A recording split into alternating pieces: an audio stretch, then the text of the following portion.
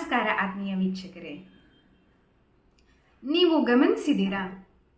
ನೀವು ಯಾವುದಾದ್ರೂ ಒಂದು ಕೆಟ್ಟ ಅಭ್ಯಾಸವನ್ನು ಬಿಡಬೇಕು ಅಂತ ಅಂದುಕೊಂಡ್ರೆ ಅದೇ ಪುನಃ ರಿಪೀಟ್ ಆಗ್ತಾ ಇರುತ್ತೆ. ಅಥವಾ ಬೇರೆಯವರಿಗೆ ಬಿಡಿಸ್ಬೇಕು ಅಂತ ಅಂದ್ಕೊಂಡ್ರೆ ಅವರು ಅದನ್ನೇ ಮತ್ತೆ ಮತ್ತೆ ನಮ್ಮ ಕಣ್ಣೆದುರು ಬರೋ ಹಾಗೆ ಅದೇ ಕೆಲಸವನ್ನು ಪುನಃ ಮಾಡ್ತಿರ್ತಾರೆ.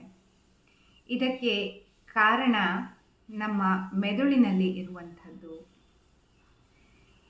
ಇದಕ್ಕೆ ಮುಖ್ಯ ಕಾರಣ ಏನಂತಂದರೆ ನಮ್ಮಲ್ಲಿರುವ ಇಚ್ಛಾಶಕ್ತಿ ಖಂಡಿತ ಅಲ್ಲ. ಇದಕ್ಕೆ ನಮ್ಮ ಮೆದುಳಿನಲ್ಲಿರುವಂತಹ ಅಭ್ಯಾಸದ ವಲಯಗಳು, ಹ್ಯಾಬಿಟ್ ಲೂಪ್ ಅಂತ ಕರಿತೀವಲ್ಲ, ಅದು ಕಾರಣ ಆಗಿರುತ್ತೆ. ವಿಜ್ಞಾನದ ಪ್ರಕಾರ ಅದಕ್ಕೆ 3 ರೀತಿಯ ಹಂತಗಳು ಇವೆ.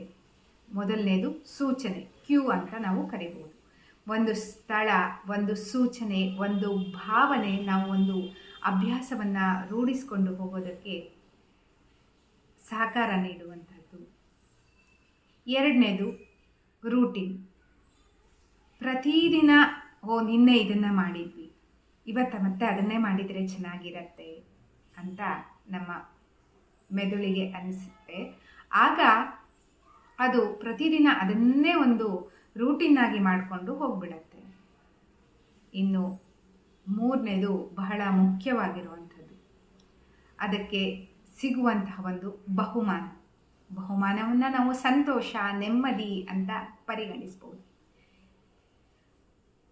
ಯಾವುದೇ ಒಂದು ಕೆಲಸವನ್ನು ಮಾಡಿದಾಗ, ಈಗ ಮೊಬೈಲ್ ನೋಡ್ತಿರ್ತೀವಿ ಅಂತ ಇಟ್ಕೊಳ್ಳಿ, ಏನೋ ಒಂದು ರೀಲ್ಸ್ ಬರುತ್ತೆ, ಸ್ಕ್ರೋಲ್ ಮಾಡ್ತೀವಿ, ಮತ್ತೆ ನೋಡ್ತೀವಿ, ಮತ್ತೆ ಸ್ಕ್ರೋಲ್ ಮಾಡ್ತೀವಿ, ಮತ್ತೆ ನೋಡ್ತೀವಿ, ಒಂದು ಮುಗುಳ್ನಗೆ ಬರುತ್ತೆ. ಇದನ್ನು ನಾವು ಒಂದು ಬಹುಮಾನ ಅಂತ ಮೆದುಳು ಸ್ವೀಕರಿಸ್ಬಿಡತ್ತೆ. ಆ ಸಂತೋಷವನ್ನು, ನನಗೆ ಇದರಿಂದ ಖುಷಿ ಸಿಗತ್ತೆ, ನಾನು ಇದನ್ನು ಮಾಡಿಕೊಂಡು ಮುಂದುವರಿಸ್ಕೊಂಡು ಹೋಗ್ಬೋದು ಅಂತ ಅದು ಫಿಕ್ಸ್ ಆಗಿಬಿಡತ್ತೆ.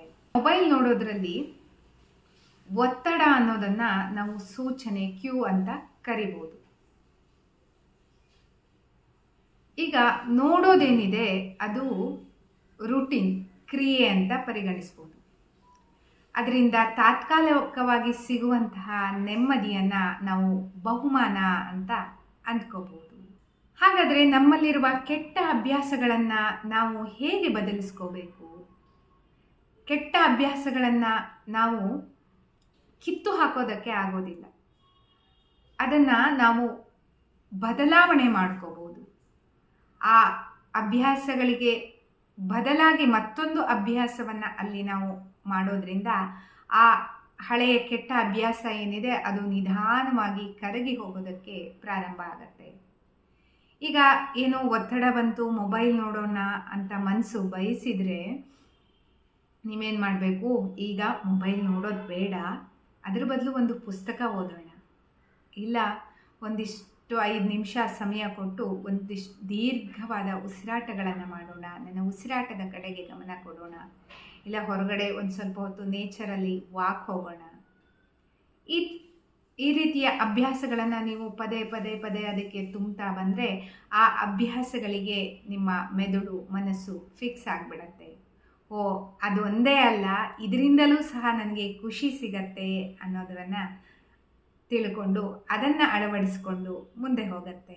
ಇದನ್ನೇ ನಾವು ನ್ಯೂರೋಪ್ಲಾಸ್ಟಿಸಿಟಿ ಅಂತ ಕರೆಯೋದು. ಹಳೆಯ ಅಭ್ಯಾಸಗಳಿದ್ದ ಜಾಗದಲ್ಲಿ ಹೊಸ ಅಭ್ಯಾಸಗಳನ್ನು ನಾವು ಫಿಕ್ಸ್ ಮಾಡಿಸಿದಾಗ ಆ ಹೊಸ ಅಭ್ಯಾಸಗಳಿಗೆ ತಕ್ಕಂತೆ ನರ ಸಂಪರ್ಕಗಳು ತಮ್ಮ ಕ್ರಿಯೆಯನ್ನು ಮಾಡೋದಕ್ಕೆ ಪ್ರಾರಂಭ ಮಾಡುತ್ತೆ. ಈ ನರ ಸಂಪರ್ಕಗಳ ಕ್ರಿಯೆ ಹೊಸದು ಪ್ರಾರಂಭ ಆಗ್ತಾ ಇದ್ದಾಗೆ ಅಲ್ಲಿನ ಸಂಪರ್ಕ ಕ್ರಿಯೆ ಬಲವಾಗ್ತಾ ಹೋಗುತ್ತೆ, ಅದೇ ರೂಢಿಯಾಗ್ತಾ ಹೋಗಿಬಿಡತ್ತೆ. ಮುಖ್ಯವಾಗಿ ನೆನಪಿಡಬೇಕಾಗಿರುವಂತಹ ವಿಷಯ ಏನಂತಂದರೆ, ಈ ಕೆಟ್ಟ ಅಭ್ಯಾಸಗಳೇನಿರುತ್ತೆ ಅದು ಒಂದೇ ದಿವಸದಿಂದ ಬಂದಿರುವಂಥದ್ದಲ್ಲ, ತುಂಬ ವರ್ಷಗಳಿಂದ ಮಾಡಿಕೊಂಡು ಬಂದಿರುವಂಥದ್ದು. ಹಾಗಾಗಿ ನಾವು ಇದನ್ನು ಒಂದೇ ದಿವಸಕ್ಕೆ ಕಿತ್ತು ಹಾಕ್ತೀವಿ ಅಂತ ಅಂದರೆ ಸಾಧ್ಯವಿಲ್ಲ. ಒಂದು ಸಣ್ಣ ಹೆಜ್ಜೆಯನ್ನು ಇಡ್ತಾ ಹೇಗೆ ನಾವು ಒಂದು ಪುಟ್ಟ ಮಗು ನಡೆಯೋದನ್ನು ಕಲಿಯುತ್ತಲ್ಲ, ಅದೇ ರೀತಿಯಾಗಿ ನಾವು ಒಂದು ಸಣ್ಣ ಹೊಸ ಹೊಸ ಅಭ್ಯಾಸಗಳನ್ನು ನಮ್ಮ ಮನಸ್ಸಿನಲ್ಲಿ ತುಂಬ್ತಾ ನಮ್ಮ ನೆಗೆಟಿವ್ ಥಾಟ್ಸ್ನೆಲ್ಲ ಪಾಸಿಟಿವ್ ಆಗಿ ಕನ್ವರ್ಟ್ ಮಾಡ್ಕೊಳ್ಳೋದು, ಪಾಸಿಟಿವ್ ಅಭ್ಯಾಸಗಳನ್ನು ರೂಢಿ ಮಾಡ್ಕೊಂಡು ಹೋಗೋದನ್ನು ನಾವು ಅಭ್ಯಾಸ ಮಾಡ್ತಾ ಹೋದ ಹಾಗೆ ನಮಗೆ ಅದರ ಬದಲಾವಣೆ ಬರೋದಕ್ಕೆ ಪ್ರಾರಂಭ ಆಗುತ್ತೆ. ಪ್ರತಿದಿನ ಮಾಡುವಂತಹ ಒಂದು ಸಣ್ಣ ಸಣ್ಣ ಅಭ್ಯಾಸಗಳ ಬದಲಾವಣೆ ವಾರಗಳ ನಂತರ, ತಿಂಗಳುಗಳ ನಂತರ, ವರ್ಷಗಳ ನಂತರ ನಿಮ್ಮ ಮೆದುಳಿನಲ್ಲಿಯೇ ಬದಲಾವಣೆಯನ್ನು ರೂಪಿಸಿಬಿಡತ್ತೆ. ಹಾಗಾಗಿ ವೀಕ್ಷಕರೇ, ನೀವು ನಿಮ್ಮ ಅಭ್ಯಾಸವನ್ನು ನಿಯಂತ್ರಿಸದೆ ಬದಲಾಯಿಸಿಕೊಂಡು ಹೋದರೆ ನಿಮ್ಮ ಮೆದುಳನ್ನು ಸಹ, ನಿಮ್ಮ ಮನಸ್ಸನ್ನು ಬದಲಾಯಿಸುವಂಥ ಶಕ್ತಿ ನಿಮಗೆ ಖಂಡಿತವಾಗಿಯೂ ಇದೆ.